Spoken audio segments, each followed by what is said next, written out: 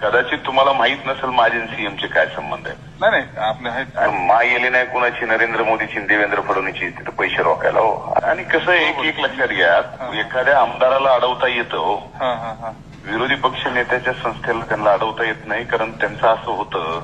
बरोबर आपण सगळीकडे आपण मी सगळे म्हणजे त्या सभागृहात मी काहीच सुरू देत नाही पुन्हा सत्ताधाऱ्यांचं. बरोबर त्यामुळे ते माझा नाद करीत नाहीत भैया. माझं ऐका तुम्ही कन्व्हिन्स व्हा. पैसे तुम्ही नुसते अमाऊंट सांगायची तेवढी आणून द्यायची. बरोबर. आता मी परळीची नगरपालिका चालवली का नाही, एका वेळेस मी 150 कोटी रुपये आणले आणि कुठं रोखले.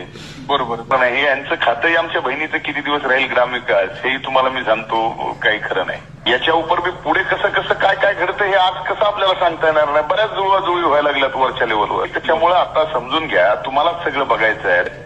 आणि सगळ्यांनी खाली काम केलं तर आम्ही आपलं बोंबलं फिरतो वर राज्यात घोडे लावीत सगळ्याला. बरोबर. आणि खाली बघा सगळं, फक्त खाली आम्हाला बघायचं.